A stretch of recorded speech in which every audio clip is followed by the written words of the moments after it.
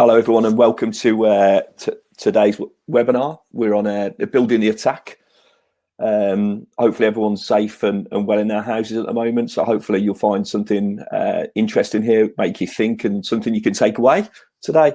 Today, I'm delighted to be joined with Rehanne Skinner, the women's under 21 head coach, and I've got Rob Edwards as well, the England in possession coach. So hopefully they can give you a great insight into what they do and their role and some of the things they go through. I think we've been through the the webinar already, and it's there's a lot of good stuff there. So hopefully, if you've got a pen and paper, it might be worth taking a few notes today. So hopefully, what we're going to talk today, it's about is what is building the attack.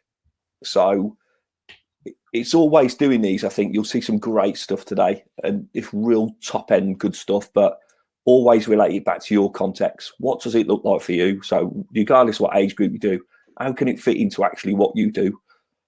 We'll go through a bit of England DNA stuff and the tactical requirements of actually what goes on in the top end. So I think we've got a little video to kick us off. So we'll just watch this little video.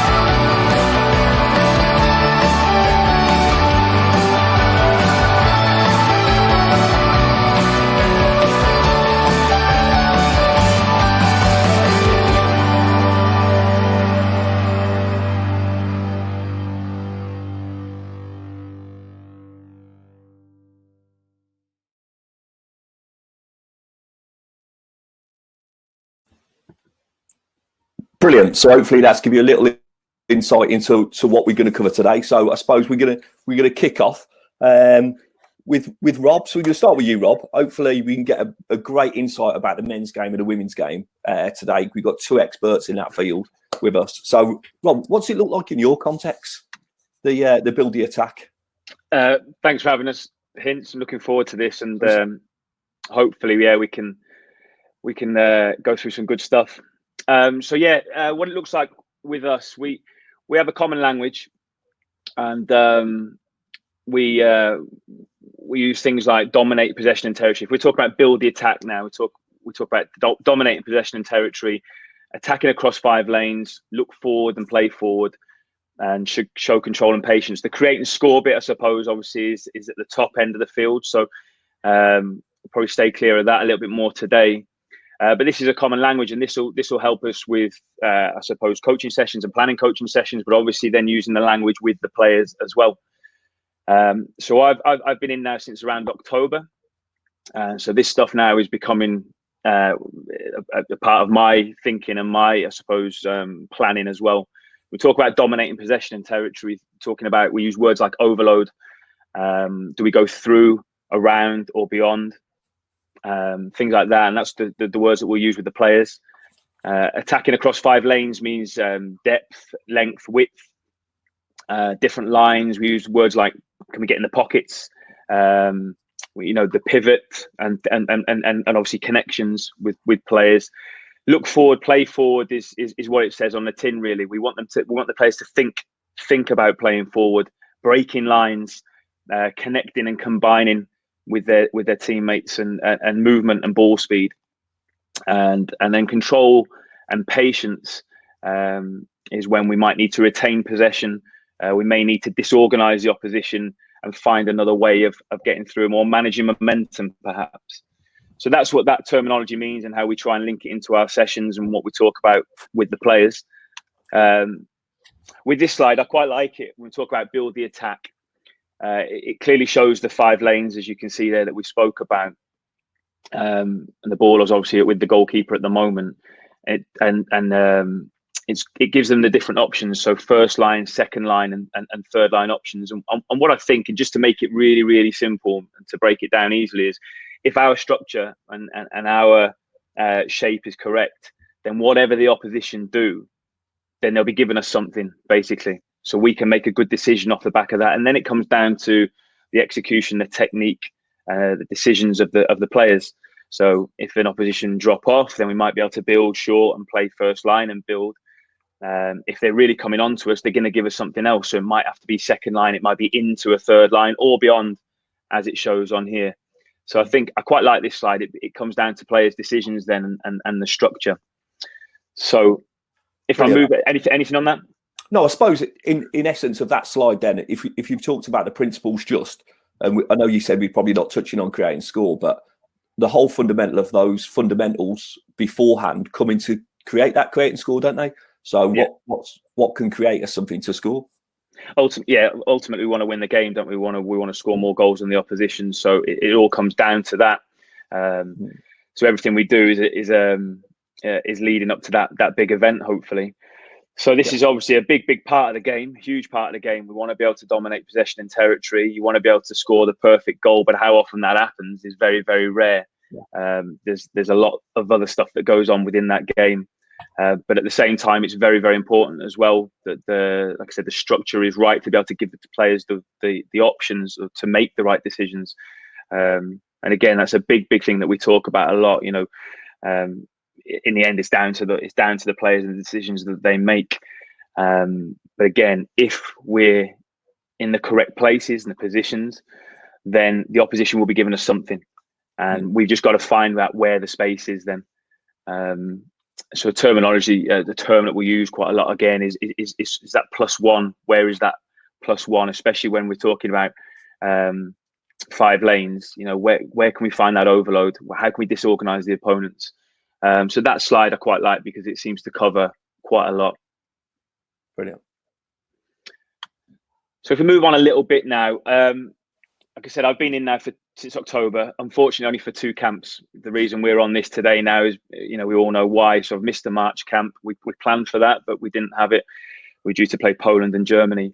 So I've picked, we're going to talk about one game specifically. I picked the Italy game, which was my first game that we came into. It was a camp that I literally joined on the Sunday, straight onto camp, and we had Italy in a few days' time. So I was a part of it. I was able to watch and sort of take a lot of notes, take a back seat and see how it worked and how we planned for it, how we set up and how the game then panned out. But I picked this game for a couple of reasons, really. It was it was a fantastic game. It was a great experience for me. It was the first time I was obviously involved as a coach in international football. It was a great game from a physical perspective, from a physical point of view. It was a real challenge for the players. Tactically, that we'll discuss now in a little bit of detail, it was a really good challenge as well. But also emotionally, it was just different to what I'd experienced before as a coach. We went 2-0 up in the game. Really quick bit of context. We went 2-0 up in the game, and we were causing Italy some problems. And they found a way, using a few tricks as well, to get themselves back in the game. We ended up drawing the game 2-2. But emotionally, it took something out of the players as well, because there was a few tricks going on. They were getting onto the ref, maybe a little bit of diving, etc. And it upset our rhythm a little bit. But we had to find another way. So it had a bit of everything in this game. So I think that's why I wanted to talk about it. But also from a tactical point of view, it posed us some good problems. There was a definite change and shift in the second half that I will speak about. And so then we had to find where that space was. It was finding a different way in the second half. So it was good. So if I just show you a quick bit about how we planned for the game, and a game plan, we'll show something like this. So if I pause that there now, we'll have, see that in the bottom left now, so stretch the pitch 7, 9 and 11. So these are some of the key ingredients, some of the key things that we will share with the players and show with the players. So we could give them loads and loads of detail. We've got to try and take the key things and try and keep it as simple as possible. So stretching the pitch, calm and composed, and obviously that decision making that we've spoken about already. And then we talk about breaking lines. So we're thinking about playing forward again, whether it's first, second or third line, and beating that press with the ball speed and the movement. So we'll show then a few visuals of how it might look. So we can do it this way that we show now. So we'll pulse 7, 9, 11, making sure we're stretching the pitch and trying to keep that back four high. And then a really good option, if I pause it there now, that I really liked when I first came in, was against this Italy diamond that we'd seen them play in the couple of previous games. We felt that to find that +1, we could bring in a centre back if they go man for man and high press in terms of their two strikers against our centre backs, and trying to track them in and become a bit narrower, and potentially get our full back in a deeper position and try and find them and play shorter that way. So that was one option that we'd looked at and trained. Another way would be for our centre backs to play a little bit wider still, and then try and keep their centre forwards wider. And then we could make use of our double pivot, as we call it now, against their attacking midfielder there, and make a +1 against that attacking midfield player and try and get out that way as well. So this would be a visual of how we would try and show players and discuss it, as well as then the training and other clips. And of course, if then we're not comfortable about playing short and going the first line, then we have options to go second line or into in the third line as well. So we'll try and discuss and give the players all those different options. And then again, it comes down to that decision. So another visual that we would show the how players. Does that change, Rob? Sorry, how does that change? So that's from a restart, isn't it? Yeah. So where a lot of I suppose a lot of the game of building that attack happens in transition as well. Of course. So how does that change, and how does that change the context of how you actually do it? So if it's you talk about the structure, that from the restart, it's probably easier to get a firm structure. Then the players move from that structure and are adaptable from that. But when it's a bit more free flowy and a bit more chaos of the game, how does that change? Well, I think that's down to a lot of then your planning and your training and what you do then in the days prior to the game. So we don't have much time, and I know we'll get to this as we go on as well.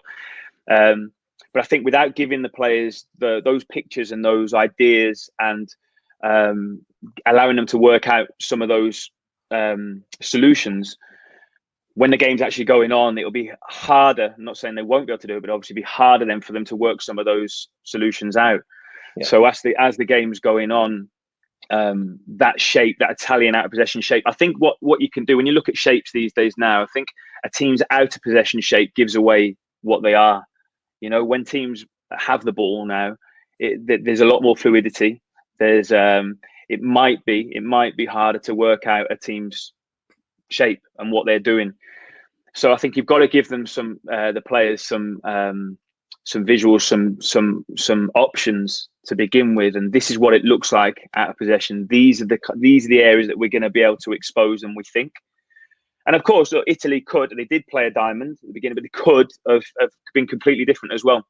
So that's why it's important we concentrate 80% at least, maybe more, on what we do and what we look like and our identity, so that whatever the opposition then throw at us, hopefully we have the right answers to combat that then as well. So it's down to then the training, the messages, the key messages. As soon as they come onto camp, we've got to hit them with it straight away. And this is what we're going to do, because we've got to get that info over quick, because in 3 days' time, we're taking on Italy away from home. We've got to look like a team.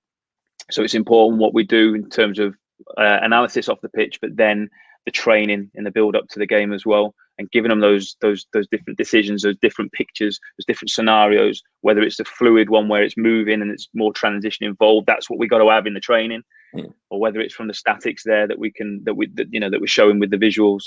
Yeah. So that's how we'll try and do it, and then we can go into a different type of visual now. So I like this one. I think it's quite powerful as well. It's only a short clip, but this was against Holland, so it was before I joined. The staff had already, got all this stuff. This was before I joined, but I think if you show the players doing it previously, and it might be against a slightly different shape, but then there's real similarities with what Holland do as well now. So you can see if I play it. So again, those same messages, 7, 9, 11, stretching the pitch with our 5 lanes. First line options that we show. And if I pause it around here now, it's a little bit more similar to the Italian. It's almost like a front 2. You can see a midfield 4. So there's similarities to that, what we're going to come up against in that diamond, we think, with one pivot there for the Dutch guy. So there's similarities now, and it's then showing the lads that they've done it before. You've experienced it before. You've felt it. You've done it, and just seeing it again. So we're going into the 4 or the 8. We bounce it out through our fullback, and we find our +1 that way. So those are some of the visuals that we'll show in the pre-game stuff, as well as then the training that we will have done in the couple of days before. But it's great. I think it's quite powerful to show them, look, you've done it against really good opposition before as well. And I suppose it gives that one in training. If they're seeing it work in training, then if you're showing them as well in the game, I think that only gives them great buy-in to go, well, actually, what we are they're not talking nonsense.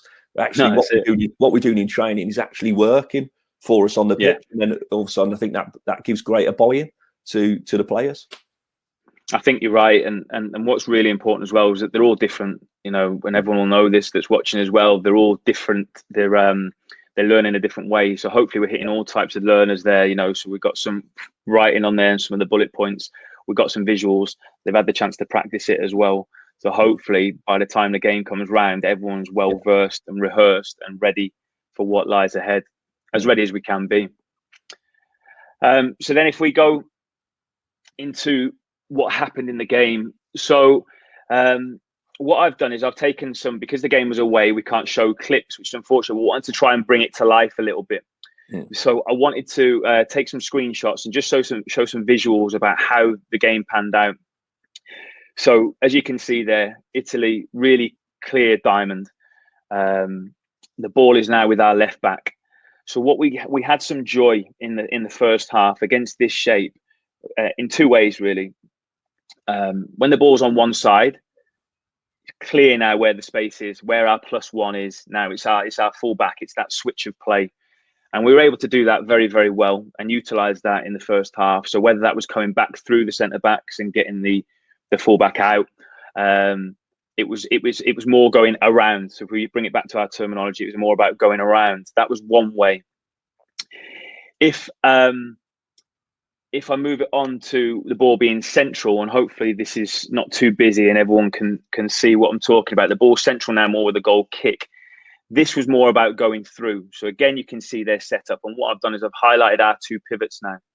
So our centre back slightly wider, trying to give us space to be able to play into our 2 pivots, and there's our +1.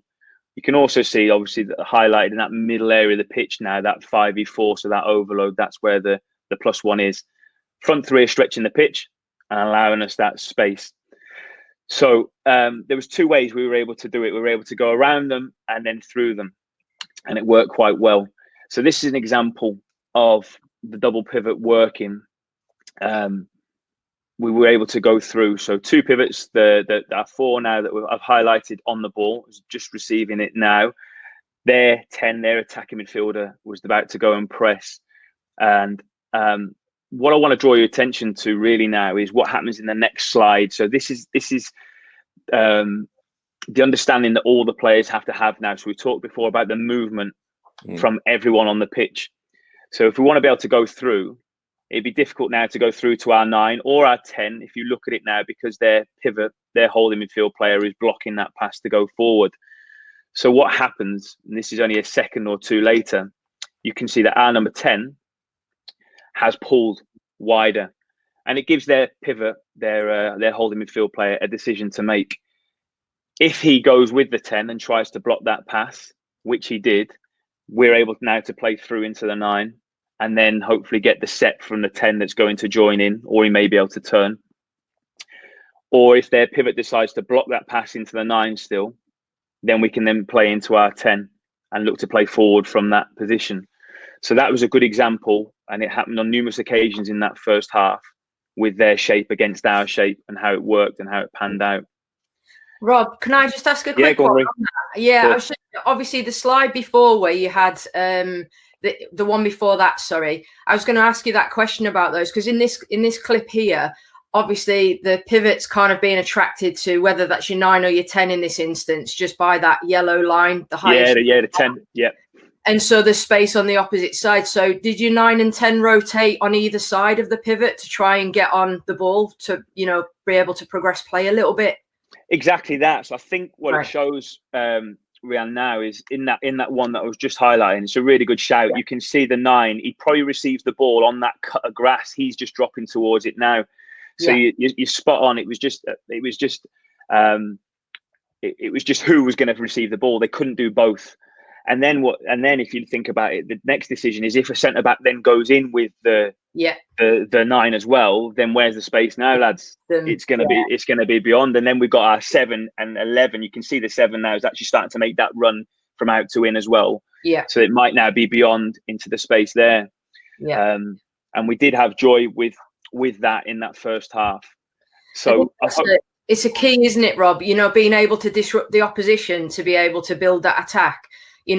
Somebody's movement might not be for them, might be for someone else. Yeah. And obviously that then is about a decision-making process then, isn't it? As to which one of them's drawn that player and then find the opposite one, basically. But yeah, exactly. It's really interesting.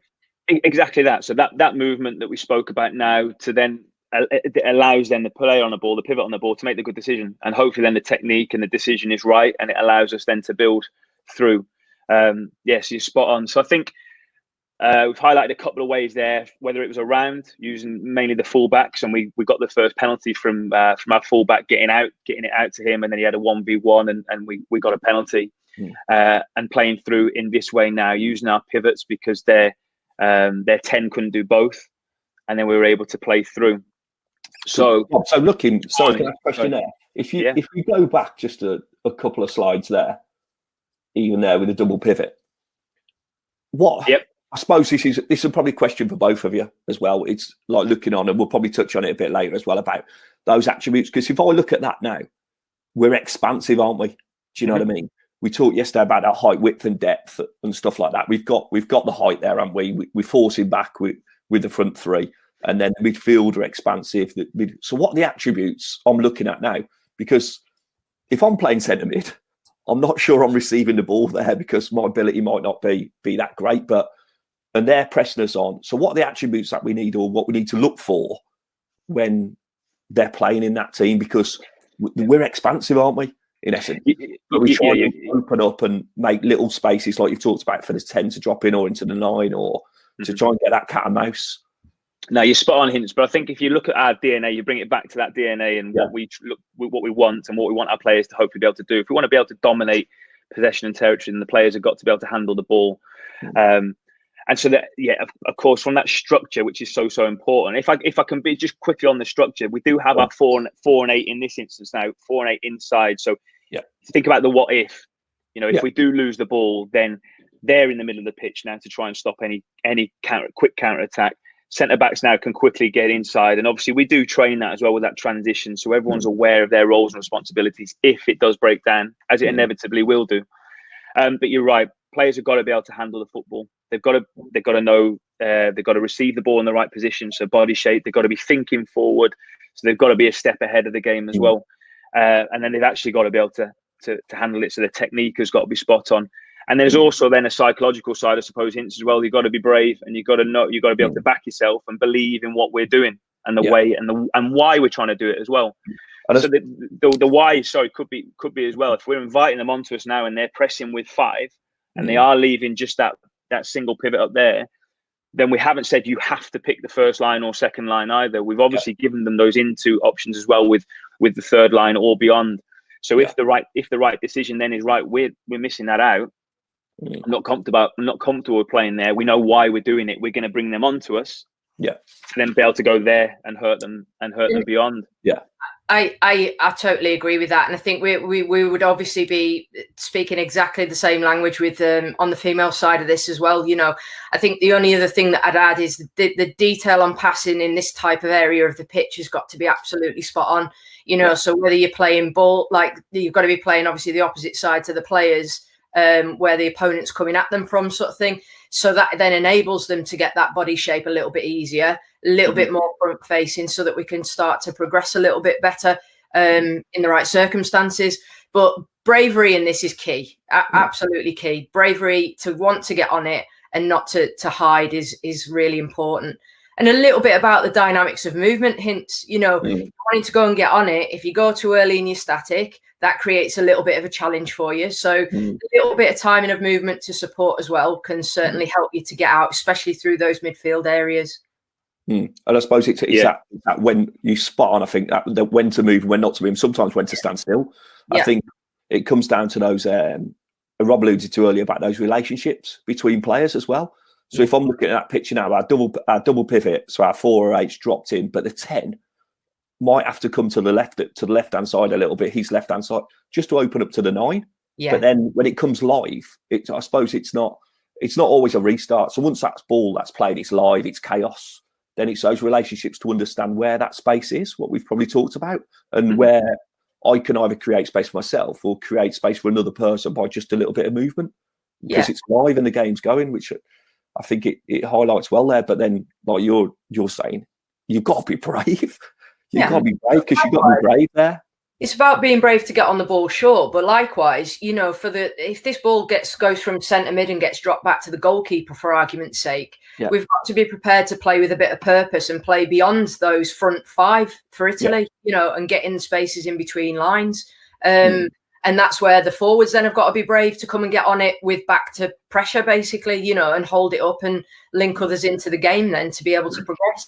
So there's, you know, being in possession, especially, you know, this in your own half, I think does take a little bit of bravery, but you've got to trust your skill, haven't you? Yeah. And you've got to confidence as well, haven't you? I suppose. Yeah, exactly. And I think all that is spot on, and everything that we're talking about now, we're almost, and I'm just trying to describe almost the perfect way of doing it. We've got to have a way of trying to do things. But you're right, Rehanne, if we then go longer, it might become a second ball game now. So we're talking about, right, what we've got to do is that as soon as that ball's travelling, what are we doing next? And we've got to be able to land on those seconds. And then the game becomes a little bit messier. And it's obviously not from a goal kick or a throw in or a free kick. And this is where now the decisions and everything you talked about, hints, and how the game looks. And this comes back to your training. And that's where the feel and the repetition comes in as well. So if I take you back to the beginning, that first slide, when it's not a goal kick and the game's live and it's going on and the ball's one side, this is about how now we can disorganize them, and still they've got that clear structure, but recognizing now where the space is, it's not just from central areas or from dead balls as well. So you're right. There's all those things and the transitions and everything else to think about while the game's going on. Yeah, and I suppose that picture's constantly changing, isn't it? So the left back's got it there. As soon as he takes another touch, the picture changes. So what happens now? As soon as he goes, it might not be on. He comes back out. He tries to go the other side. The picture changes. Everyone moves. But not only that, we move. They move as well. So then no decision making becomes. And I think we talked about that, about recognising the correct decision at the right time. Decision making, fundamentally. Exactly. Yeah. So we had some joy in that first half through these ways from going around and going through, as I've highlighted. The second half then posed some changes, some different challenges to us. So you can see now that basically they dropped the striker onto one of our pivots as well. So both of our pivots were now taken care of. They still had their back four. They still had their pivot. But now they've got that four across the midfield and just the one up front. So if you think about the ways that we had some success going through, might be a little bit more difficult now using these players in particular because they're getting marked. And also going around now as well, because now they have their wide players. They have wide players that are able to get out to those fullbacks more quickly. They have a little bit more width out of possession. So it looks different. So our +1 now is in a different position. So it's pretty obvious, but where's our +1? It's our centre-backs. So we've got to now try and think about finding a different way to build and try and break them down and disorganise them. So there's a couple of ways we found of doing that now. So if anyone's going to get any time on the ball, it's going to be our centre-backs. So it's about them being a little bit more brave now, maybe, than the 4 and the 8. The 4 and our 8, our pivots, accepting that they might not get on the ball as much, but their movement or what they do is going to be still key to helping that team structure and helping us progress up the pitch. Still, our front three have to be stretching the pitch to try and give us as much space as possible to be able to try and do it and give us those options if we need to go beyond. Our 10 still trying to find those pockets and pull him around or create space for people beyond, perhaps, or to get on it himself. So there's a lot going on, but now it's different people have now got to take the responsibility. Sorry, go on. Question for you, Rob. Like, do you know what's the score at this? Are you 2-0 up at this time? No, so we were 2-1 up at half time. 2-1 up at time.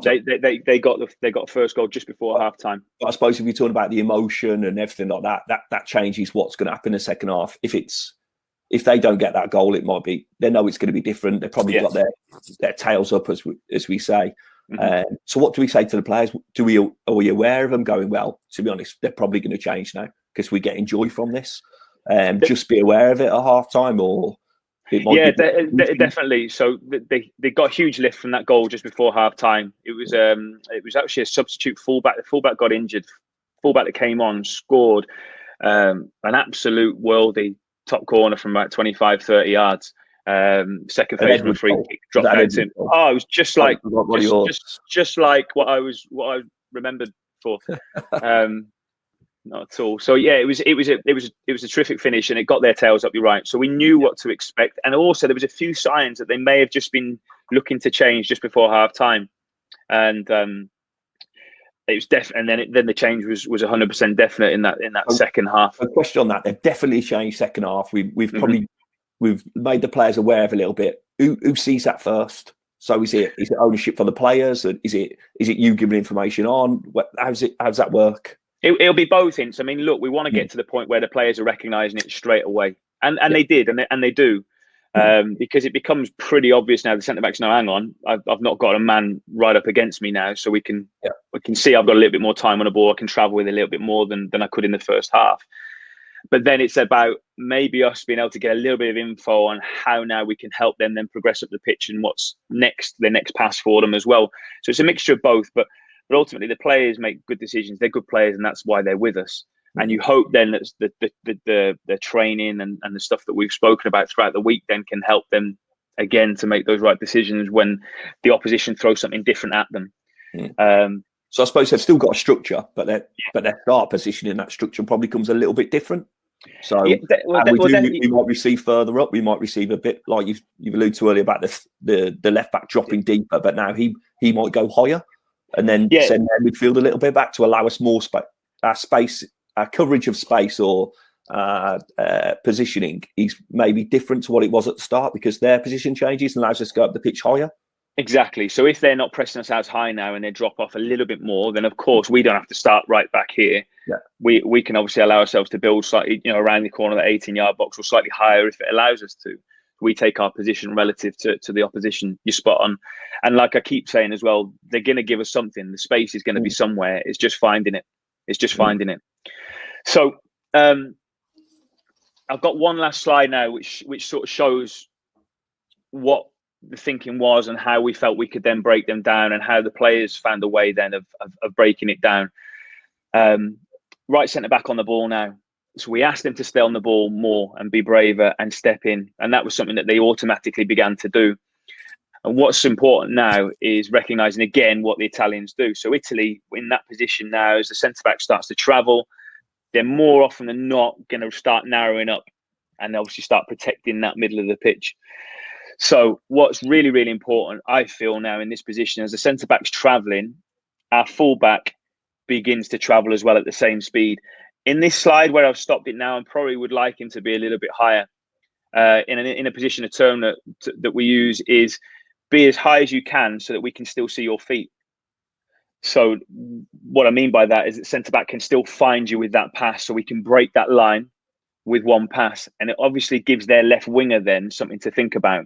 So if you can imagine now our fullback being slightly higher, probably at the tip of that arrow that I've put on, it allows us to break that line. But also what it does, it begins to make their left back think twice about going in the pocket with our winger as well when he does arrive in there, if it's our winger that's come into there, if it's not the 10.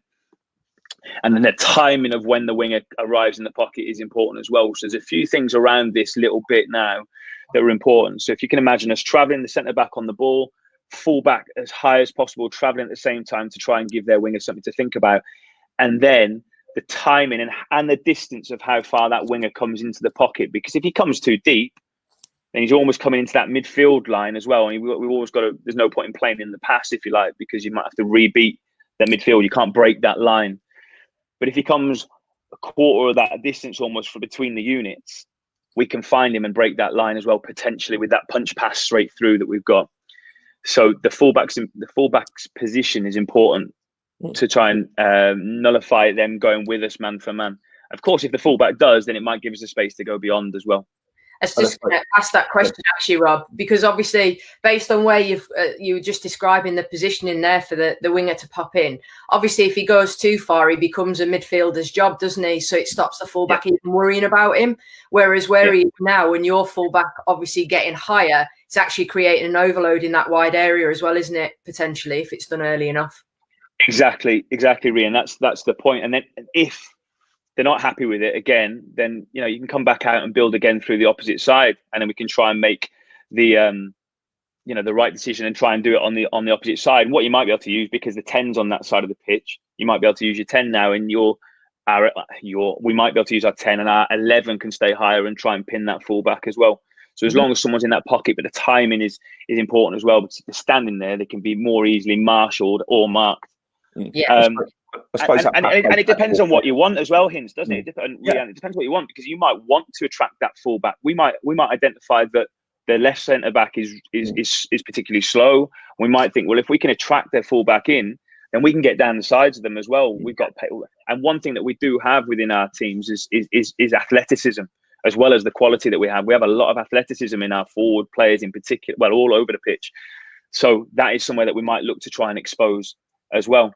So of course we still have our structure, still have our 4 and 8. If you look at it now, staying away, our 4-8, not blocking that pass to go into the pocket. If he stood there now, we wouldn't be able. It's blocking that pass. We wouldn't be able to go. So it's important they stay away for 2 reasons. We'll be able to switch. We can, if we do lose it, they're there for that counter attack in that middle of the pitch still as well. And we still have obviously that width and attacking across the 5 lanes then with our 11, with our 10 playing those pockets, and obviously the fullback on the opposite side. So you can still see that structure, but the spaces now are in a bit of a different place, and who gets the ball, it might be different. So in the first half, it was more fullback and our pivots that were involved in playing around and through. Second half, we found it was more centre backs who were distributing the play, and we had to then maybe find fullbacks or maybe into our 10 or our wingers that were arriving in the pocket. So that's how we look to try and then break Italy down. So it was a really, really good game for us. Great first game for me to see, coaching at international level. And so it was, it was just a really good experience all around. That's why I wanted to talk about this one for those reasons, really, physically, emotionally, psychologically, but also the tactical side was a really, really good challenge. I suppose that there is like that we talked about a lot about recognising the space in the game to exploit. So constantly thinking about how that changes, like you talked about the centre forward running or going into the 10, because if he does play into that to the winger, that he eliminates 4 players, doesn't he? So that's the space now. Where is it not? Your 11 is high and wide there. Does that allows your fullback to go on those little key passes of there? Just can cause all sorts of problems, and which are the key with it, that bravery as well, that confidence just to play in. Yeah, if we're thinking about, go back to that DNA, and we're talking about the terminology, the language that we use with the players, and we're thinking about breaking lines, then we're looking for those passes. We're thinking forward. We are looking forward. And as soon as that pass does break a line, if it goes into the pocket, like you said now, Hints, it didn't actually in this instance. It didn't go into the pocket. But if it does, then it's what our 4 and 8 are doing next as well. Because now you want your 4 receiving, because you think of that Italy midfielder that's up against our pivot that's closest on the side of the ball. As that ball breaks his line, he's going to be looking at the ball. Yeah. He's going to watch that ball and turn his back that way to turn. That's our trigger now for our 4 to be able to run off the back of him and potentially get the set from the winger that's coming to the pocket as well. And then we're really at them and potentially getting an overload now going forward at them as well. So there's a lot around it. There's all kinds of different bits and facets that we can talk about now. But that was sort of some of the basic principles of what we looked at in the build up to the game, and then how the game evolved and how it threw some different challenges at us and the players, and how we went about dealing with it. So it was great. I think the other thing that's really evident from this clip on here as well, Rob, is just, the principle that you mentioned about attacking across 5 lanes. If you look at the structure in the team to be able to try and stretch Italy in this, it's really evident, isn't it? That, like you say, there's principles, there's structure associated to it. And even this isn't a restart. This is live and open, as you've said, Hints. And obviously they're still working to the same vein, a little bit of short and long happening to try and stretch the opposition. So, obviously it's utilising those little bits of space that you guys have created to be able to play in, isn't it? That's it. Yeah, spot on. And we've said it on a number of occasions, but we're talking at high level as you are now. What you're going to show us in a bit as well, Ree, and this is Italy away, so they've got 11 top quality players now trying to stop us doing what we're doing. Yeah. So I think it's important that everyone watching now as well, whatever level you're working at, knowing that it's never, very, very rarely anyway, is it perfect and exactly what you've trained and the stuff that you've worked on. But I do think if that structure is right and the players understand their roles and responsibilities, then off the back of that, they hopefully then make good decisions and they can execute what they're trying to do well. But if it does get messy, then again, that's why the structure's there as well, because you can't have now, you can't be running here, there and everywhere and not understand why you're doing it, because if it breaks down, it can leave you really exposed at this top end level as well.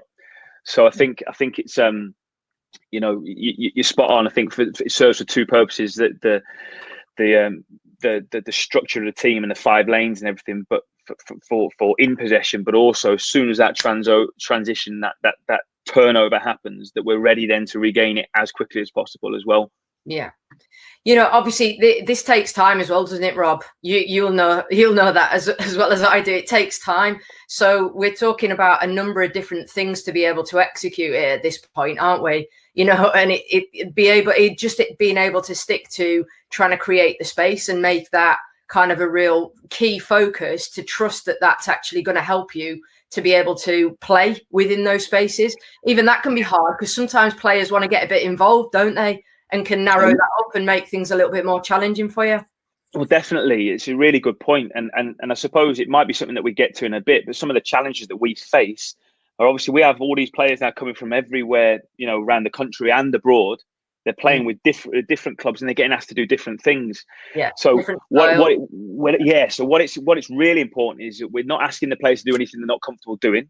They're getting picked for England for a reason. They're very good players and they're doing well for their clubs. So we've got to make sure that we're asking them to do things that they're comfortable doing, things that they are doing at their football clubs. But obviously then we've also got to think, right, well, we've got 3 days to look like a team and have this identity. Now we're lucky. We're working with fantastic players. They've got so many good attributes. They're bright. They're intelligent, and they can understand and they can take the information on board. And they're getting really well coached back at their clubs as well. So that helps us. Definitely, that helps us. So but you're right. You know, it takes a little bit of time to sort of get over. So some of the sessions that we may have to go through as well, and from day one, could be some of it could be more basic than others. You know, if we want to really hit home some clarity and be really crystal clear, then you know, there won't necessarily be any rocket science going on. It might be as simple as some pattern work before you go into some opposed stuff as well, so the players are getting a feel for it and getting used to how it might look. And some you know, this is how it might look. It might be against mannequins perhaps before you move into some opposed, and you might bring in more opposition and more opposition and more opposition to give them more challenges and make it look more like the game as you go through the session. So it's important. You go on. Sorry, Rob, I was just going to say, you know, in terms of the 5 lanes as well, to try and create the space to be able to build up the attack, do you use the markings on the pitch for that as well, to kind of give them a bit of a guideline? Yeah, so we've used flat. If the markings aren't on the pitch, then we can use the flat disc. So if we're away and we're traveling out to, you know, wherever, Italy or Portugal or whatever, then we can use the flat discs to mark out those 5 lanes for the practice. Again, it just gives us those reference points. You know, if you're talking about pockets, then it's easier reference points for the players to actually see that's kind of where we're talking about. Yeah. And again, we can't tell them exactly what blade of grass to stand on. And it's not about that either. It's about that feel. It's about them making the right decisions, knowing where the space is, what the opposition are doing, and seeing it. But again, if that sort of structure's right, then we can't tell you what blade of grass to stand on. We can't tell you what pass to play. It's what you see at the time. But yeah, to have those references out there while we're training is a big help as well. Really, right? Yeah. I suppose it's it's probably simplifying as much as possible. Like, we're going to see a lot of videos, a lot of stills, lots of stuff at the moment in time, which is probably hidden behind what we're giving the players. But it's how we simplify the information, then give it to the players and let them go. So if we have got that structure, it's simple what we want to do, but it's effective because you've only got, like you've alluded to, you've only got 2-3 days beforehand. And I know we're talking about when that tournament, we're talking about, well, we're going to move on and we'll have three days, but we've got a game, then we've got a day off, then we've got another game, we've got a day off, we've got another game. So how do we make it that simple and our most effective coaching at times? That's it. I think, Rhea, I'm sure you're the same, but as soon as the players walk in, the way it happens with us anyway, Keith Downing's been great, who I've been working with. And we want to try and get those messages over to the players as soon as possible. And we think a great way of doing that is getting out on the grass as soon as we can. So we'll have, it'll be a fun session, but it'll be there'll be everything that we need in there. So there'll be transition, there'll be, you know, opposed stuff, there'll be goals, and it'll look like the game. It will be a game, but within that now, you know, Keith might have a bit more of a focus on out of possession. And be talking about around, not through, and talking about recovery runs of sprints, and talking about 5-second regains, whereas I might be talking about the movement and thinking forward and playing forward, and 4 and 8 playing on that inside and looking to try and either, if they can't receive, try and move the opposition so we can play forward, or talking about the movement ahead of the ball. So all those things that we're drip feeding in from minute 1. And then obviously we've got to try and get into the opposition as quickly as possible and get into that training. So there's a clear structure out of possession and in possession, and how we look to work it and get that info to the players as quickly as possible. And then we can reflect on that, look at the training sessions. Maybe it's pulling someone and just showing them something on an iPad. One player, it might be a unit. There will be unit meetings, of course, and then there'll be team meetings as well to try and show them this is how it looks on the training field. This is what went well. These are things that we can sort of work on and improve. So I think it's all of that. It's doing it. It's talking about it. It's showing the players, because we've got 3 days to go. Bang! Right, we're going to play Italy. We're going to look like a team, and obviously we want to try and win as well. I've got a question. I suppose it's for you both. You've both worked in club football. Do you know what I mean? So how's this different now? Then how do I work with a different coach, or what are the attributes I need, or the skills I've had to change, or my skill set has gone a little bit different now because like Rehanne said, she's got game, day off, game, working becomes different. I think for me, how you maximize time is absolutely vital. You know, the planning side of it is really, really key between camps in particular.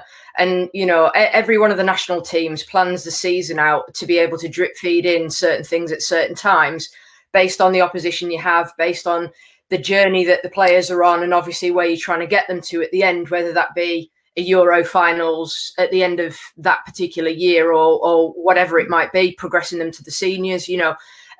Each age group's got a slightly different defining factor, if you like, throughout the course of that particular year, but it's a part of a longer journey. So it's important that we utilize the planning time that we've got with our MDT staff in order to make sure that when they come into camp, we absolutely hit the ground running.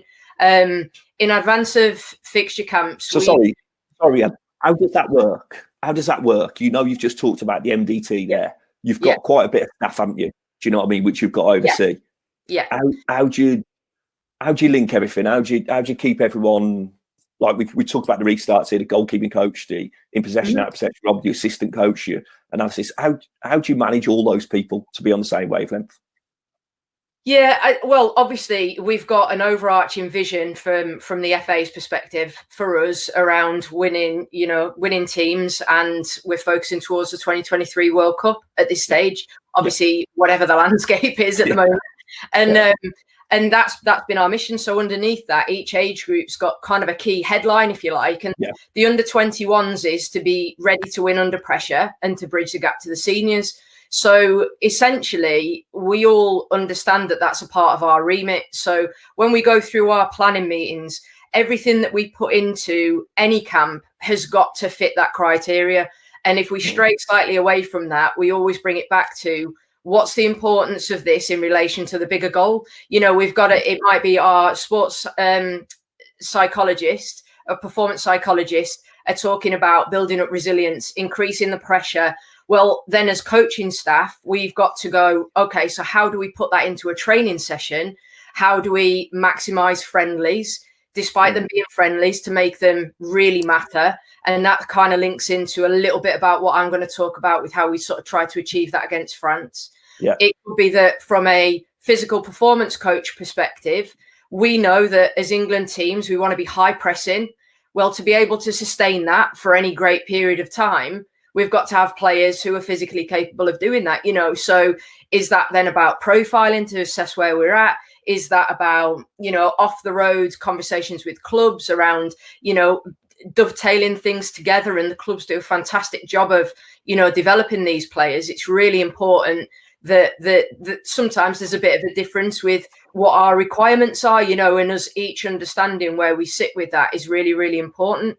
But ultimately, back to the original sort of part of your question, we have 11 staff that cover across, performance team, which is medical, physical performance coach, and then and psychologist, and we've got our tech team, which is on the women's side, myself as full time, and then I've got a consultant staff at assistant coach and goalkeeping coach, and then we've got an analyst as well, and we sort of function within our objectives and dovetail across, and we make sure that we prioritize what's really, really key for the players at that point without overload. Because as Rob said, you've generally got 2-3 days max. One of them could be a travel day, actually, to get yourself to a game and to be able to perform and win a game. And that's a tight turnaround, So we jumped the gun a little bit, as I say, with opposition profiles. So if we're playing France, we'll pull something together, send it out to the players. When they come in, they've got a bit of an idea. We might send them a best practice video as to what we did really well to reconnect them from the last camp and go, remember, this is where we were up to. And one of the things that I'm really sort of keen to do always when they come in is, what's their purpose? Why are they here? They've been selected for England. It's a fantastic opportunity. What do they want out of it? Who are we as a team? And what are we going to try and achieve? And then that links into a lot of what we then structure around our objectives in training, the objectives that they set for themselves, what they want to get out of our session brief.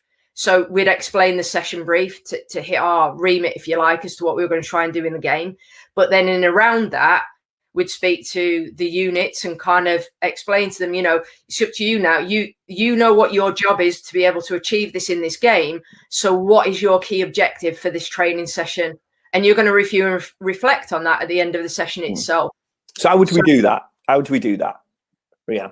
In what way? So we've got the under 21s are playing Do we get them building game plans? Do we get them involved in formations? Do we get them involved? I know you alluded to sending them pre-stuff and learning of what might go on. And then we come together in groups, little groups, units, and bring it all together.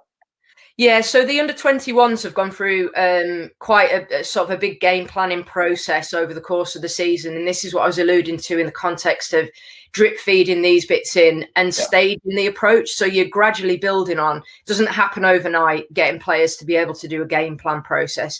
It takes time, you know, to kind of, as coaches, we kind of want to do everything usually, you know, and we sort of take responsibility for that. But the way that the game's going, you know, in it, certainly my opinion and our opinion, national teams on the women's side is to be the best. You've got to be fantastic decision makers in the moment, under pressure, and you've got to make unbelievable decisions when everything is potentially going against you in a game.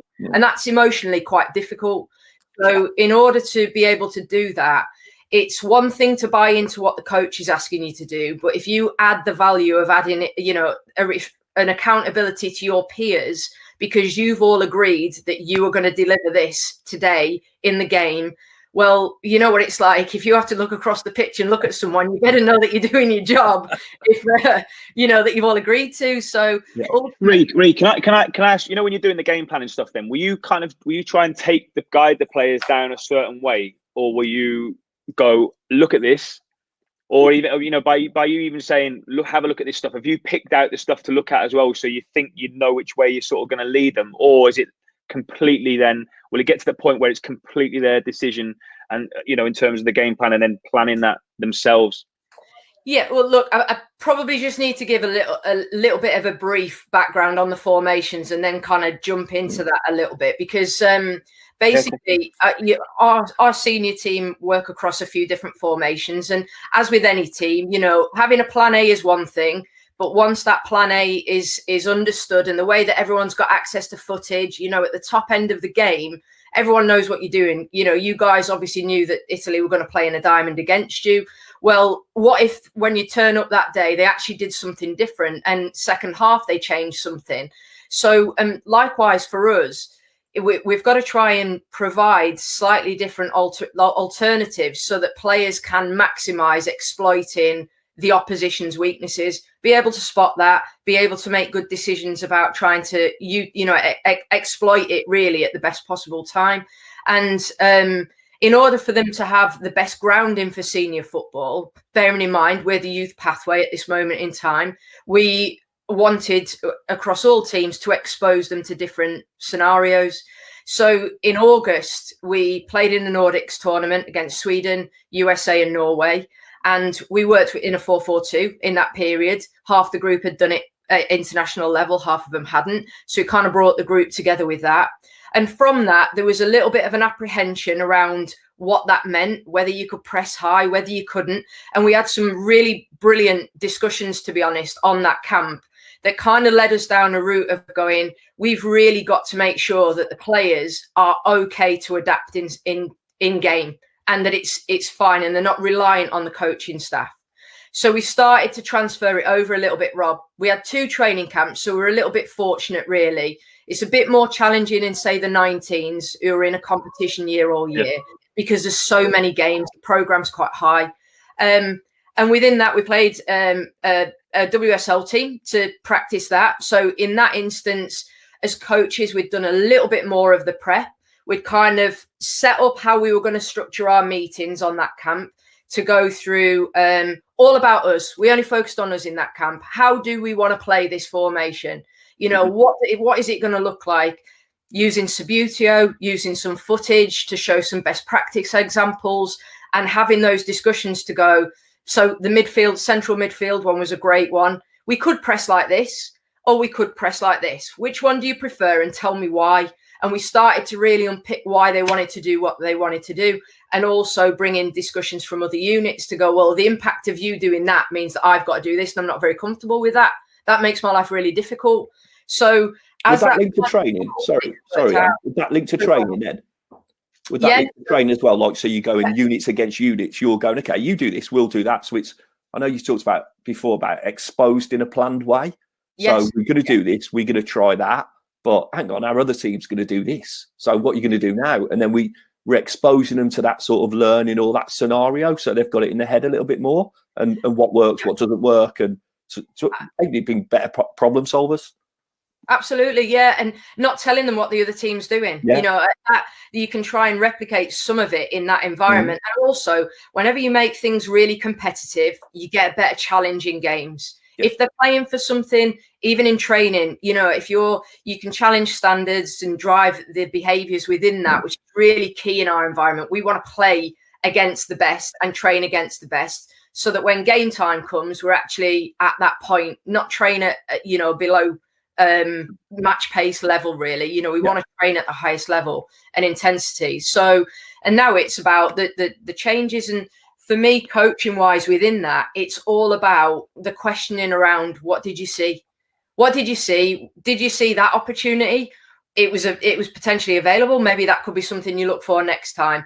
And then dovetailing with that with, well, how are you going to communicate together? Because you've got, you know, building from the attack, going back to the topic within this, you know, we might go, we're going to stick 4 up against you, pressing really high from the front. We're playing out in a back 4. Obviously, we've got the goalkeeper as the +1 in that. We might try and create an extra through a midfielder. But if the midfielder doesn't support, you don't tell them that you need their support, well, that's going to break down, you know. So there has to be some communication across the units then to go, I need you to do this in order for it to work and progress. See, Reed, that, I suppose, bringing it back to the staff and how you manage your staff as well. That's, you might be, if you're working on build the attack there, I suppose, I don't know, you're getting your assistant to manage the opposition, you know, to chuck those problems at your players as well while you're going now. I suppose that's when you're working together in it. So, you know, people watching now, I suppose, how do I go about doing that? That's where I suppose you work together with your staff, don't you? And go, right, well, these are problems I want you to cause me. And then try and get that going, so it becomes like the game within the training, doesn't it, as well? Absolutely, and that's all done in advance. That's not on the pitch. That's through the coaches planning the session, you know, at that point. And obviously, the goalkeeping coach, we incorporate the goalkeepers in everything that we do from a tactical perspective, building the attack, because there's so many different options. By adding them in, you know, they're an outfield player in that. For me, you know, it's about utilizing that extra player to the best of our ability, really. So yeah, you're absolutely right, Rob. And we change it around sometimes. So it could be that my assistant coach is working with the opposition.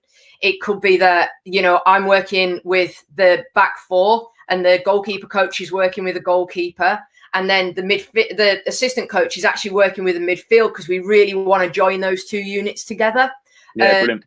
And then alternative, as I say, we might have him with the forwards, and I'm doing midfield unit, goalkeeping coach is doing goalkeeper and back 4, you know. But that trust amongst the staff is absolutely vital, and us all being on the same page, it is really, really key. So players get simple and consistent messages, basically.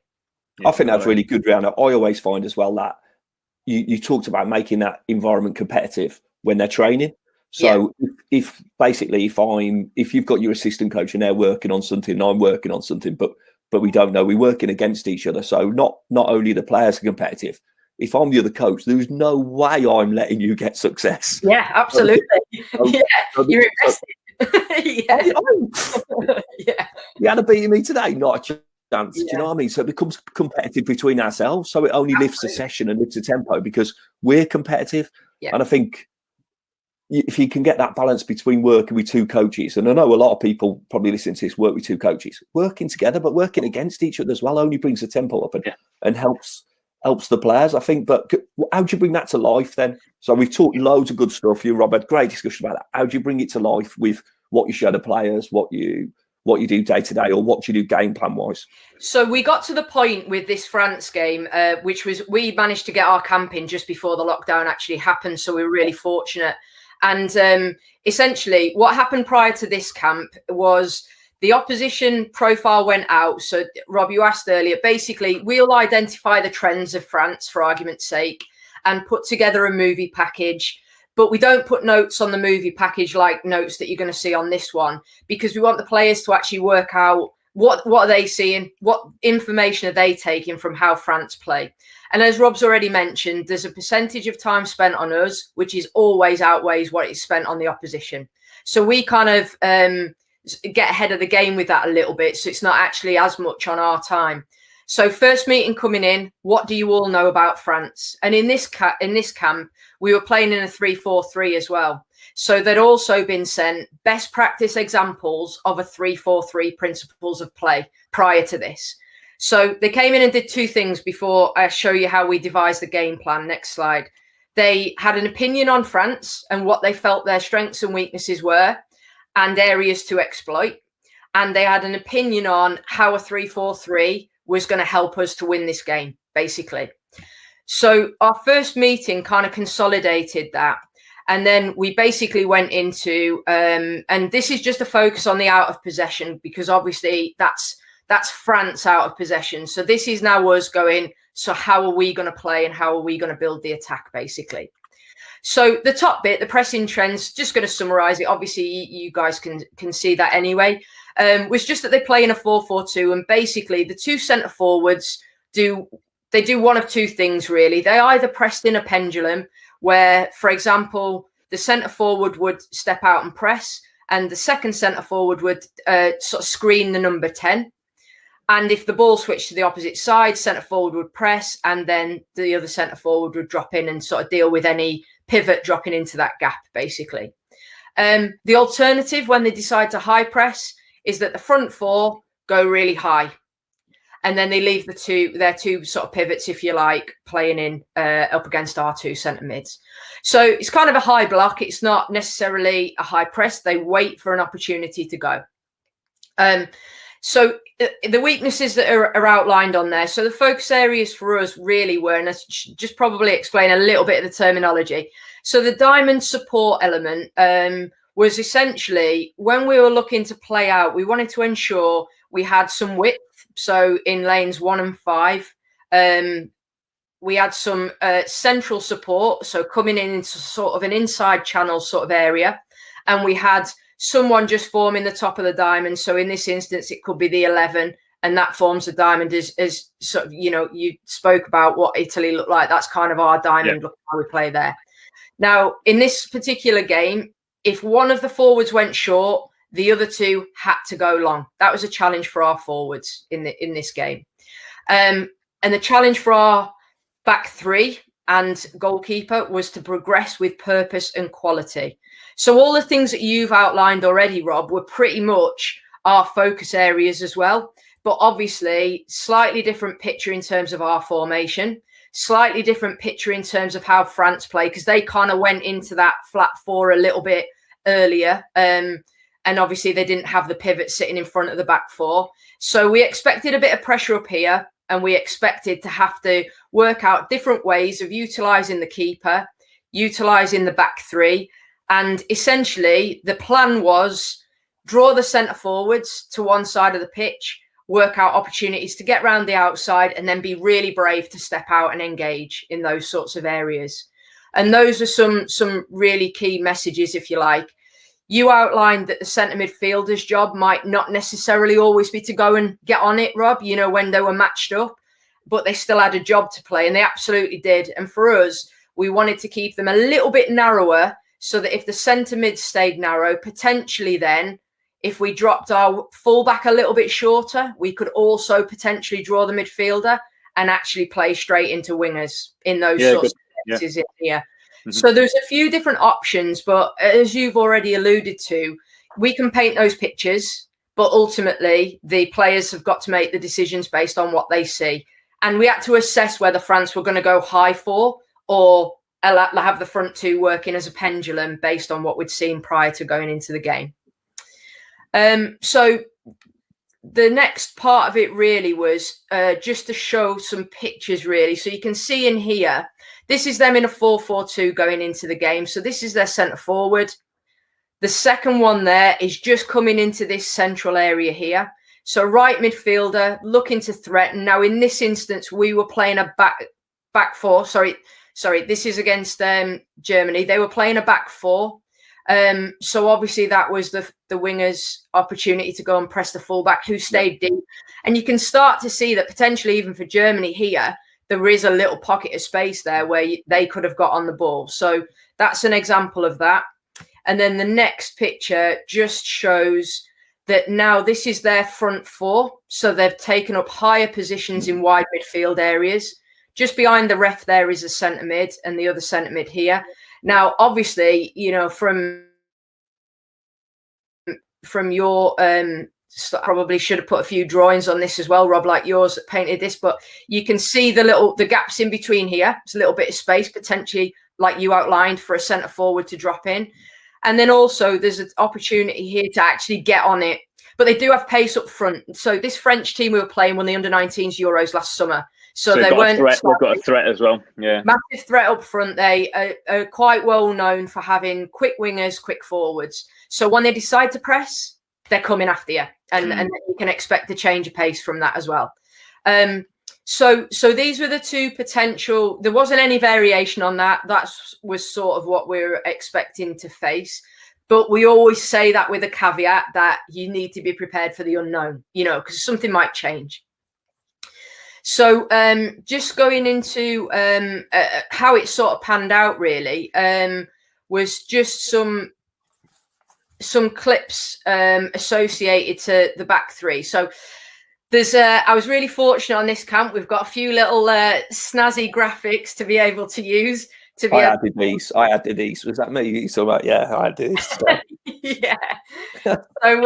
So in this picture, just before we get started, basically there's that's our left centre back, our central centre back, and the right centre back is just out of shot here. So you can clearly see their two centre forwards. So in this instance, they've basically put a slightly higher midfielder in position in there. They've got obviously two centre mids, wide player, and obviously the players at the back there. So this was what we played for our players post game one. So this was some positives that we showed them really. And that was our sort of area of target there. So that's just to say centre forwards were quite high. So the opportunity to play our right-sided centre back going beyond them straight away to break a line was actually quite available to us. And we managed to hit that a couple of times, which created a problem for the fullback to be able to play. And what we wanted to try and do was when we did break that line, let's make the most of it. You know, let's try and build that attack positively and try and take advantage of playing in between lines and units. So this is an opportunity to go in between those lines, as you see. And then obviously there's a big amount of space here. So this is where I mentioned our forwards trying to threaten and stretch the opposition. And that's what they're doing there. So one's gone short.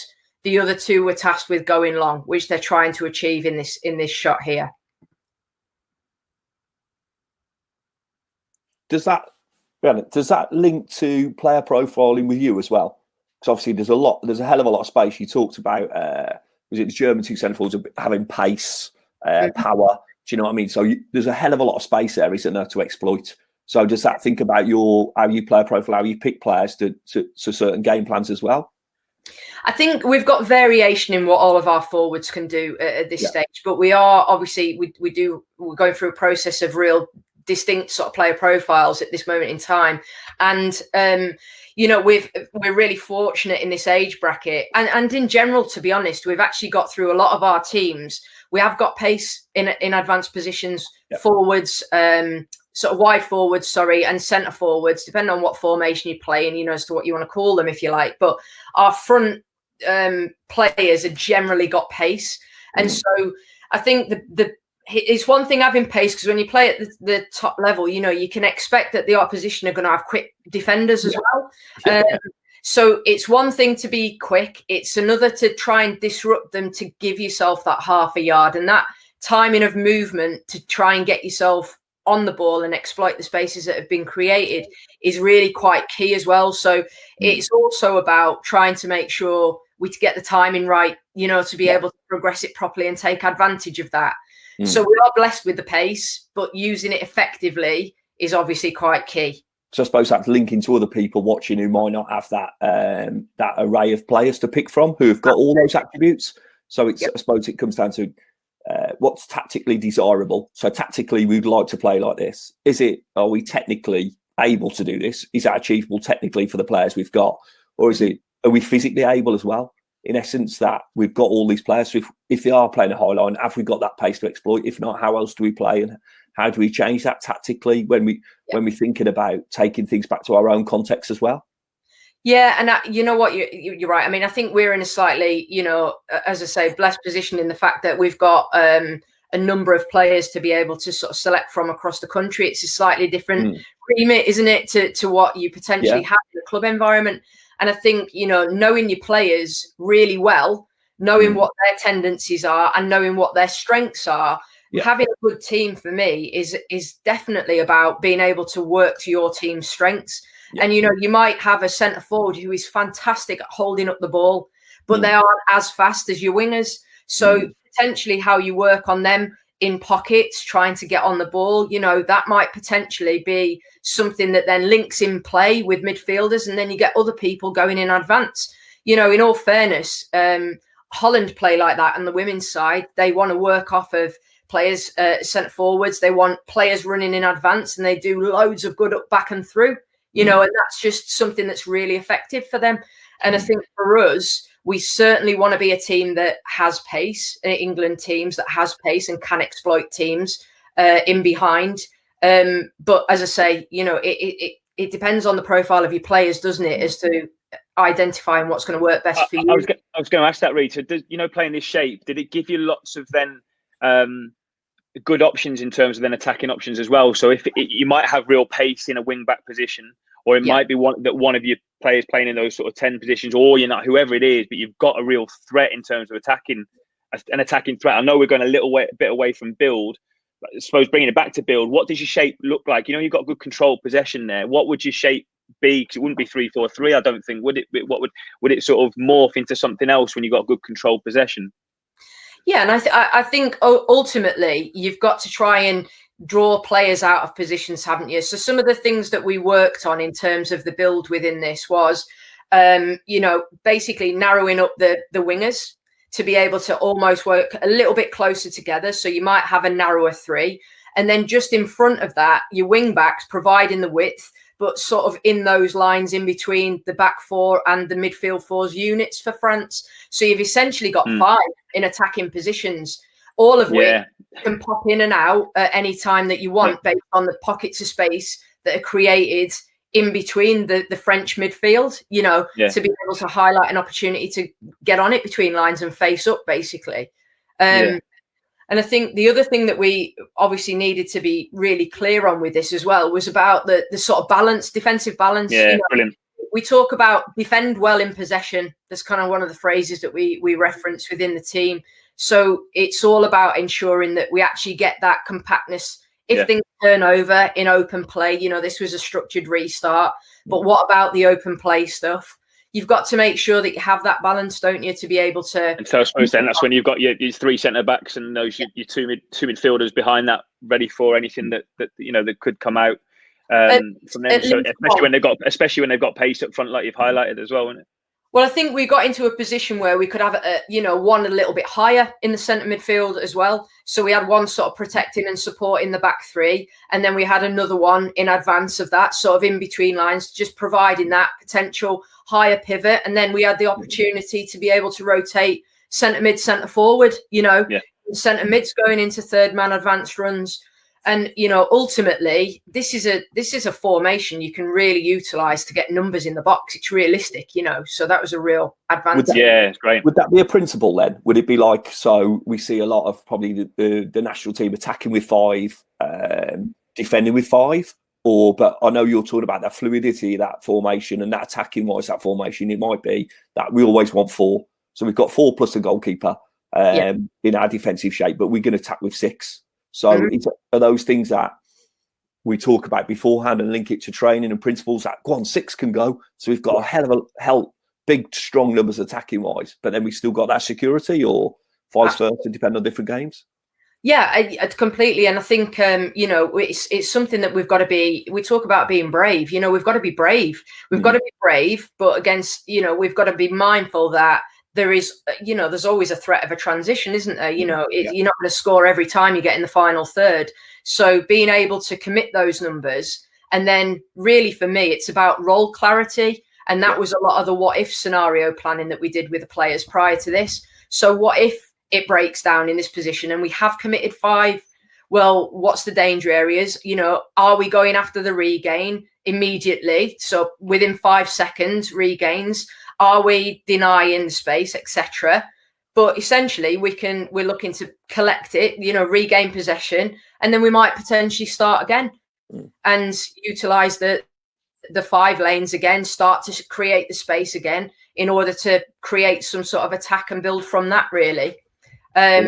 So ultimately, this is sort of showing those minimum of 4, getting into that position and forcing a bit of an error. So the next one, you spoke at the beginning, hints about creativity and the bravery element. And so when we talk about bravery, the highlighted players here are obviously numbered across the pitch for France. And you can see they are going after this press now. Yeah. So all bodies are going in that direction. They're determined to go and get the ball. And, we are still pretty expansive here in this shape. But obviously the balance, we've got a midfielder aware of that. So just popping into this space here to try and give some support. We've got a great supporting angle from the goalkeeper to be able to provide, an option to set back to. We've got an opportunity to get us out the other side, potentially, and we've got a longer option, and we've still got height here in this clip. But the players have got to be brave enough to find ways, which is creative with that pass there, to play out, be comfortable on the ball, and then look to give and go in that situation and find those pockets of space in between units again to progress play with a little bit of quality. Do you think that's like the environment as well? I know it sounds silly, but with that's creative, but that's confidence as well, isn't it? Do you know what I mean? Confidence in your own ability, and it's probably like the opportunity to go on, just try, just do that, show what you've got, and that the environment allows that to happen. Whereas if it's that development of, go on, let's practice, let's try this. Even though let's try this, it's a great pass, isn't it? It breaks a line. But it takes confidence to do, and that can only be caused by the environment that you're in as well. 100%. Going back to my days, I wouldn't have never gone straight to channel. You know what I mean? It's like that, but it's that confidence. Even though I might have been able to do that, I probably wouldn't have done that because that's subjective. You couldn't do that, Hint. I could have put it in the sand easily. But what I'm saying is, it's like it's the confidence or the environment you created to. Right, let's try different things. You can do that. You've got the ability and trust in the players. There's 2 things for me. 100%, the players have got to know that you trust them. And the second part of it is their investment into it. So it's about a little bit of the passing there. It's about the bravery, but it's also about, what do you want out of this? Do you want to be fearful against these opposition, or do you want to actually go and have a really good account of yourself and go and show them what we're about as England teams, and that this is how we play, and we're comfortable enough to do that, and I think that it does take a little bit. It does take confidence, but this, as I say, this was a progress with quality and purpose when the time's right, and trust you to find good opportunities. And do you know what? If it doesn't work, then what? Well, then we work hard and we get the ball back. And it's literally, if everybody's on that same page that they're all going to work hard, well, then you feel a little bit more confident to try stuff, don't you? Because you know that the players around you and the staff have got your back, if you like, to go, okay, well, that's happened in this instance. That's a learning opportunity for you. What will you take out of it, and what might you do differently next time? So obviously we've spoken a little bit about trying to shift the opposition around and be able to sort of develop the play a little bit to find different opportunities. So in this instance, obviously the centre backs have gone deep, and we knew that had affected the centre forwards here, as you can see. So now we've got a +1 here between this fullback and the centre mid's a little bit unsure, because we've got a centre mid going a little bit deeper as well. Does she go with her, or does she deal with the wing back in this instance here and our winger? So it's a bit of a problem for these two to deal with these 3 at this moment in time. And obviously the execution of the pass and the ability of the goalkeepers is getting more and more, and I've sort of touched on it already. Their distribution ability has got to be exceptional now. at the top end of the game to be able to actually play to these sorts of tactics in England teams. So what we've looked at in this one is, based on what the goalkeeper sees, how are we able to execute? And this goes back a little bit to the detail. If I loft that really high, that gives too much time and opportunity for the defender to be able to get pressure on the ball. But if we hit that a little bit harder and a little bit flatter, like that one, it's a little bit easier. It gets there faster, and then we can look to try and play with a little bit more quality. And again, we're looking for those opportunities to play through lines, and we've got the centre forward looking to threaten the space in behind, basically. So that's just a little run across the defenders to be able to play into the channel and then get that support in advance from the wing back in this instance. So just this last one on here just highlights the back three, as you can see, and a little bit about the bravery as well. We've got our pivot player here. So we played with 2 advanced and 1 pivot in this game as well. So obviously this is now drawing the centre forward. It's going to make the other centre forward make a decision. We want the support in the sort of inside area, which is now coming from the centre midfielder. We also have got our wide player, the wing back's out of shot at the moment. So we've got those options to play forward. But if it's not an option to sort of get into those areas, then being able to draw them in to then quickly get round the outside and play round was really key. And having centre backs then that are prepared to step out. And then just referencing that sort of defend well out in possession. 2 dealing with 1. We've also got 2 centre midfielders who are sort of managing that space just in front of them, which is enabling this player to have the confidence to go, actually, I'm going to carry on then as well. And we've got the winger narrowing up here. The only sort of thing that we wanted to try and do a little bit more here is to just come a little bit short, but that changes in the next part of the picture, really, where we've got a little bit more sort of stretching the opposition in that clip there. So that's just sort of sums up a little bit around what we were doing with that. And just sort of summing it up, really, you mentioned about practice design, guys, as well before. And this is just a really sort of short one. So essentially, you can see what it looks like. There's, it's an 11v11, but on 3/4 of the pitch, basically. Essentially, what we've got within this clip here is just making.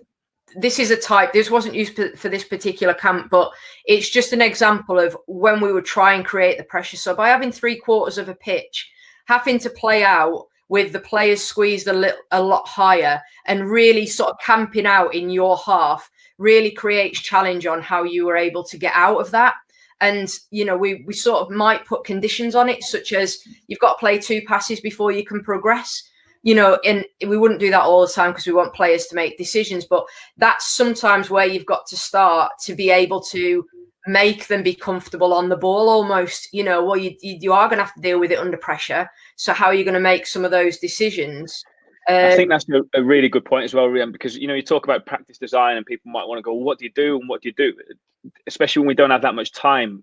A lot of it is 11v11, isn't it? We're lucky we have the numbers. We can select. You can select what you need for your numbers as well and positions. But it's got to look like the game, hasn't it? It's got to look like what you're going to come up against.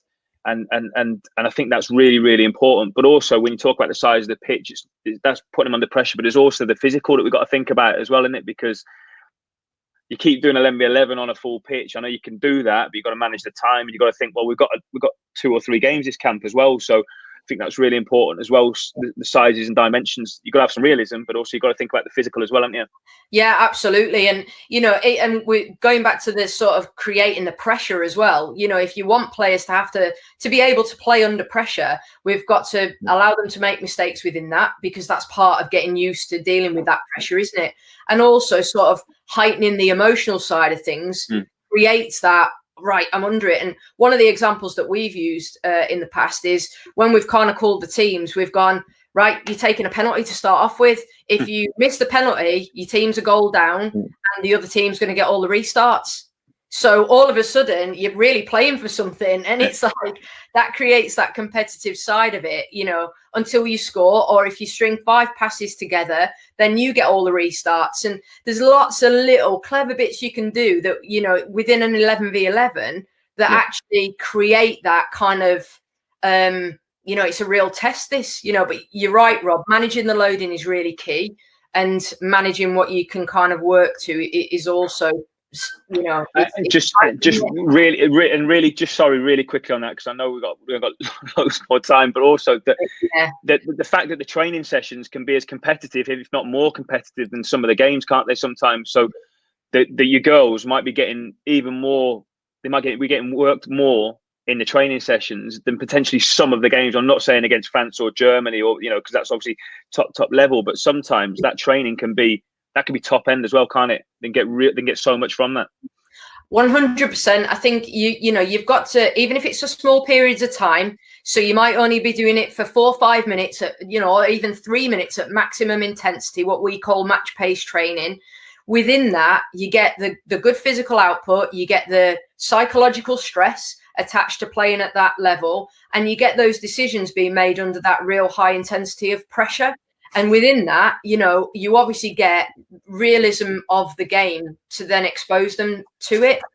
It doesn't help playing at average pace. It doesn't help you make those decisions quickly. So those sides of things are, you know, that is quite carefully managed and mapped out. And obviously going back to our MDT, our physical performance coach, is key when we're mapping those out, as I'm sure is the situation when you're planning your sessions and stuff as well, Rob. Yep. Yeah, and I think the only other, we've touched on it quite a bit, the only other last thing that we had on here, Hints, was just that ability to play a little bit further, wasn't it, when we were speaking about the opposition holding a high line and not being afraid to go beyond. So we just had just really briefly, this clip against Sweden was our under-19s team last year, and this was when we were still playing with the centre backs. Nobody could go inside the box. It's just before the rule change associated to going in the box. And again, it does come down to your role profile and things like that with our players. But obviously, we've got goalkeepers who are now sort of at the top end of the game, able to execute passes in the women's game that are really effective. So it can give you a different dimension. So within this this Sweden game, they posed us a different problem with their press. And we wanted to basically affect their mindset to stop them from being able to do what they wanted to do. And so essentially we decided to scare them, if I'm honest, a little bit first off, and basically play beyond. So even though we're really expansive in this, obviously there was a game plan attached to it. So for anybody that's thinking, wow, they're far apart with what we're going to do next, we knew obviously what the plan was attached to it. So all the players were prepared for, essentially, you know, when players are prepared to stay so high, part of building is still to be able to exploit that space and get in behind, you know, in one pass to threaten them. And I don't think sometimes we should be afraid to try and do that. And as a result, you know, this clip starts here. It's in open play, but you can start to see the mindset that it had on them, where they were becoming a little bit more, don't know if I want to send as many numbers higher.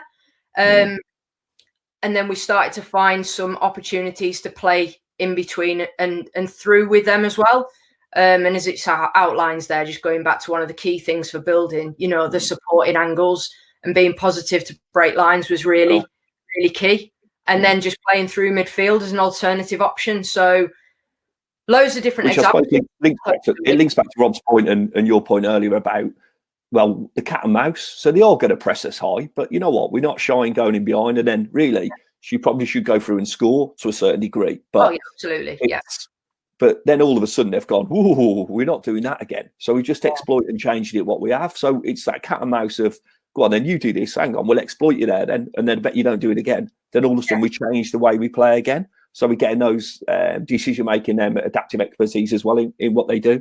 Yeah, and that's what you just said there, hence I totally agree. It's that adaptability, that being experts at understanding, recognising it and being able to change within the games itself, you know. And I suppose that the last kind of point I'll make on our France games, we played them in a double header, and the players chose to play 3-4-3 again in the second game, knowing that France would change the pictures and change what problems they would be faced with. So as a result of that, they were really keen to go, actually, well, let's see what they give us and let's solve the problems, you know, and that's a massive win for us at our level, to have players go in, actually, I'm not afraid of that problem. Let's try and work it out. We'll chat about it. And actually, they needed to change, make 2 slight adjustments in the game. And that, for me, is when you're getting players to that top end of the game who could go into World Cups and who maybe wouldn't be fazed as much by some of the problems that we face. And I think you can stagger that through every age, whatever age group you're working with, in your clubs, in our national teams, starting to sort of capacity build, that dealing with pressure, that seeing different problems, that making different decisions, you know, all of those things. I think it doesn't happen at 21s.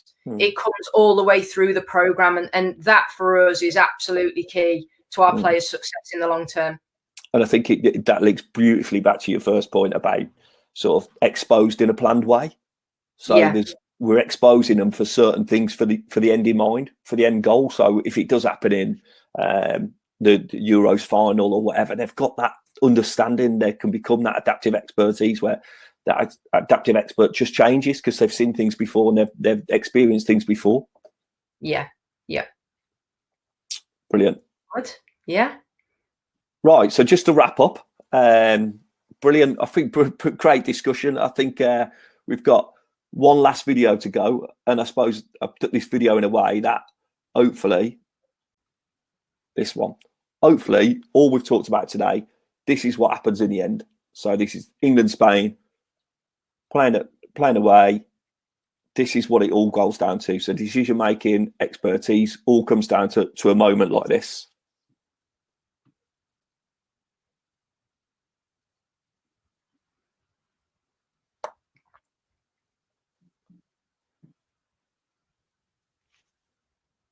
Drawing them on, good decision making, back to the keeper, into the forward.